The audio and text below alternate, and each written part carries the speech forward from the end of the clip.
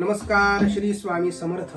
तुम्हाला सर्वांचे पुन्हा एकदा आमच्या जोशी गुरुजी मुंबई या युट्यूब चॅनलमध्ये, फेसबुकवरती, इंस्टाग्रामवरती मी विजय जोशी गुरुजी तुम्हाला सर्वांचे हार्दिक स्वागत करतो। आजच्या या व्हिडिओमध्ये आपण बघणार आहोत जी काही मकर संक्रांती येत आहे 14 जानेवारी 2025 रोजी जी काही मकर संक्रांती आहे, या मकर संक्रांती विषयी आपण या ठिकाणी माहिती घेणार आहोत। ही जी काही माहिती आहे ही सर्वांपर्यंत पोहोचावी हाच आपला उद्देश आहे। ही मकर संक्रांती कशी असणार आहे, कशावरती असणार आहे, वाहन काय आहे, कुठला जप करायचा आहे किंवा कुठले दान करायचे आहेत, आपण हेच थोडक्यामध्ये बघणार आहोत। विशेष करून स्त्रियांनी विशेष प्रकारचा संकल्प काय करायचा आहे, आपल्या घरामध्ये सुख लाभावं, शांतता लाभावी, सौभाग्य लाभावं, आरोग्य प्राप्त व्हावं, संतती संपत्ती सर्व गोष्टी प्राप्त व्हाव्यात, त्याचबरोबर आपल्या पापांचा क्षय व्हावा आणि आपल्या घरामध्ये शांतता राहावी, यासाठी हा संकल्प करून तुम्ही पुढील दाने करू शकता। मग तीळ असेल, नवीन भांडे असतील, गाय असेल, भूमिदान असेल, असे वेगवेगळे प्रकारचे तुम्ही दान करू शकता। ओके, या संक्रांतीचा जो काही पुण्यकाल आहे म्हणजे मंगळवार 14 जानेवारी 2025 रोजी सकाळी 8:55 ते दुपारी 4:55 पर्यंतचा हा जो काही पर्व काळ आहे हा अतिशय शुभ असा मानलेला आहे। म्हणजे या काळात स्त्रियांनी या ठिकाणी पूजन करायचं आहे।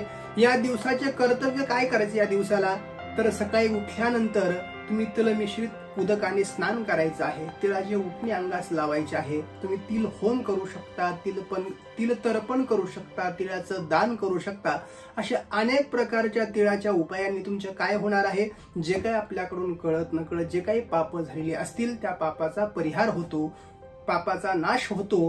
म्हणून हे तिळाचे या ठिकाणी उपाय करायचे आहेत। शके 1946 पौष कृष्ण पक्ष प्रतिपदा मंगळवार 14 जानेवारी 2025 रोजी म्हणजे सकाळी 8:55 वाजता सूर्य हा मकर राशीमध्ये प्रवेश करीत आहे।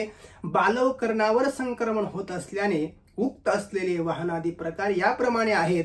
म्हणजे कशावरती मकर संक्रांती आहे, तर वाहन वाघ असून उपवाहन घोडा आहे। पिवळे वस्त्र तिने परिधान केलेले आहे, हातात गदा घेतलेली आहे आणि तिने कपाळी जो टिळा लावलाय तो केशरी रंगाचा टिळा आहे। वयाने खूप छोटी आहे, म्हणजे कुमारी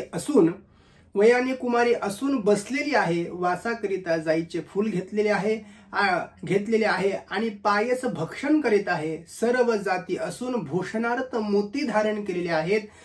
वारणाव व नक्षत्र नाव महोदरी असून सामुदाय मुहूर्त 45 असा आहे आणि पूर्वेकडून पश्चिमेकडे जात आहे, वायव्य दिशेस पाहत आहे। संक्रांतीच्या पर्व काळात दात घासायचे नाहीत, वाईट बोलायचं नाही, कठोर बोलायचं नाही, भांडण करायचं नाही, वृक्ष तोडायचं नाही, झाडं तोडायची नाहीत, गवत तोडायचं नाही, गाई किंवा म्हशीची धार सुद्धा काढायची नाही, कामवासना विषयक द्रव्य सेवन करायचं नाही किंवा कुठल्याही प्रकारचे पाप होतील, वाईट गोष्टी करायच्या नाहीत। ही जी काही सर्व माहिती आहे आपण दात ते पंचांग या पंचांगामधून सांगितलेली आहे।